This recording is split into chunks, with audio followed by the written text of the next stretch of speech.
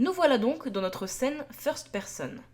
La première chose que tu constates, c'est cette petite capsule au milieu de la scène. Donc cette capsule se nomme la capsule first person. C'est la caméra qui filme tes mouvements in-game. Donc en fait, cette caméra filme ce que tu vois ici. Elle dispose des bras et des gun and reel qui sont propres au jeu en first person de tir. Cette fenêtre ici va te permettre de visualiser ce que tu verras une fois en jeu.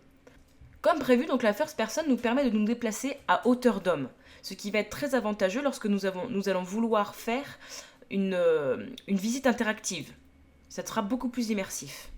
On va rentrer encore plus dans l'immersion, on va aller cliquer sur Play, ce qui va nous permettre de nous retrouver directement en jeu et nous déplacer physiquement dans le niveau. Je clique donc sur Play. Voilà, nous sommes en first person, donc nous sommes à hauteur d'homme. Comme tu constates, il y a toujours le gun and reel et ses balles qui ont une physique déjà préétablie. Avec le pad de mon clavier, je peux me déplacer dans cet environnement. Ça va donc être très pratique pour faire une visite interactive. Lorsque je veux sortir de ce mode-là, je vais cliquer sur Échappe. Unreal est composé d'un certain nombre de grandes fenêtres d'interface. La première interface, et la plus importante, ça va être celle-ci, qui s'appelle Mode. Dans Mode, il y a deux grands onglets importants. Le premier est Place. L'onglet Place, c'est vraiment l'endroit où tu pourras trouver tout un tas d'objets qu'Unreal met à ta disposition. Tu n'as qu'à cliquer et glisser dans ta scène les objets que tu souhaites. Donc, tu vas avoir beaucoup de volumes basiques, les cubes, les sphères, les cylindres, etc. Mais tu auras aussi, plus important, les lights et les caméras. Le second onglet important, ça va être Landscape. C'est un outil qui te permet de créer des terrains, de sculpter directement une plaine ou une montagne. Bien sûr, comme dans tous les logiciels, tu vas retrouver la barre du haut avec les onglets File, Edit, Windows et Help, qui sont des onglets qui comprennent de nombreux paramètres. La première chose que nous allons faire, c'est sauvegarder notre map. Donc pour cela, nous allons faire Save Current As et nous allons choisir directement dans Content, donc à la base de tous les dossiers de la scène. Ici, on va changer le nom. Nous allons choisir un nom à notre map. Donc, au lieu de l'appeler First Person, on va l'appeler par exemple Intérieur. Et je sauvegarde. La map est désormais sauvegardée. Tu peux la retrouver dans Content à la racine. Elle est ici, Intérieur. Donc c'est la map sur laquelle on va placer tous nos objets à nous.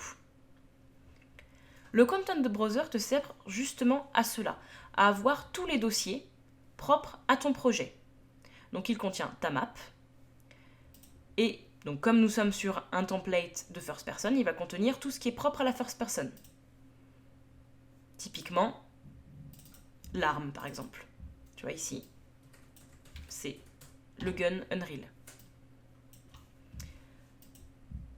Moi, ce que je te propose de faire, c'est directement de faire un dossier spécial pour ton intérieur, où tu mettras tous tes shaders, toutes tes textures et tous tes objets. Pour ceci, je t'invite à cliquer à droite sur de ta souris, clic droit, New Folder, donc c'est un nouveau dossier qu'on va appeler, pareil, Intérieur, et qui va nous suivre toujours avec cette map. Dedans, tu pourras mettre tout ce qui est les objets, les textures, les shaders qui sont propres à ta scène. Donc tu retrouveras tout à la racine de Content. Donc Content Browser, c'est vraiment l'endroit où tu peux mettre tous les objets que tu vas importer. Le Content Browser, c'est aussi l'endroit où tu vas pouvoir créer de nouveaux shaders. Par exemple, ici tu as Add New. Tu peux aller venir chercher matériel pour aller créer un nouveau shader, etc. Autre interface importante, l'interface du haut qui est propre cette fois à ta scène. Donc avec le Save Current, donc si je clique dessus, je sauvegarde tout ce qu'il y a dans ma scène. Donc par exemple là, le fait que j'ai posé un gun, ça va venir directement se sauvegarder dans ta map. Autre onglet important, le Blueprint. C'est un onglet qui va t'emmener directement vers le blueprint du level, c'est-à-dire l'endroit où dans ta scène, tu vas pouvoir venir coder directement des nodes et directement coder des interactions dans ta scène. Il y a également le build qui va être vraiment l'endroit où tu vas pouvoir venir recalculer tes lumières. Chaque fois que tu poses une nouvelle lumière, build va venir les recalculer. Je vais pouvoir aller chercher dans mes nodes, directement ma light, la prendre et la poser. Une fois que j'aurai fait ça, je vais être obligé de build afin que les lumières se recalculent. Donc c'est vraiment ici que ça se passera. Et ensuite il y a le play, que l'on a déjà vu tout à l'heure, qui permet d'entrer directement dans la phase de jeu. Très important également, le World Outliner. L'outliner, c'est vraiment la liste de tous les objets présents dans ta scène. Par exemple, tu vois la pant light que je viens de poser, je peux la retrouver directement dans l'outliner. Si je la supprime de l'outliner, elle disparaît de ma scène. À la différence de l'outliner, le Content Browser va contenir tout ce qu'il y a dans ton projet. Tu pourras le retrouver directement dans les dossiers sources de ton projet. Ici, Content. Tu vas retrouver tout ce qu'il y a dans ton Content Browser. Alors que vraiment, l'outliner est réservé à ce qu'il y a dans ta scène.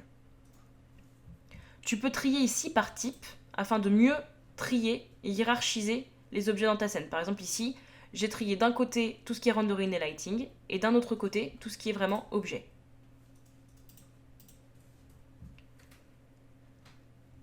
Cette interface-ci va servir detail aux paramètres des objets que tu sélectionnes. Si je sélectionne par exemple le cube qui est ici, je vais avoir tous les paramètres de ce cube. Donc c'est un static mesh, c'est un cube, je peux voir quel matériau lui a été assigné, etc. Si par exemple je viens sélectionner une point light, je la pose dans ma scène, donc elle apparaît dans mon outliner, je vais avoir tous les paramètres de cette point light. Pour finir, il nous reste l'onglet World Setting, qui est en fait le world, soit le monde dans lequel évolue ta scène. Donc pareil que pour l'onglet Detail, ça va être les paramètres de ton world.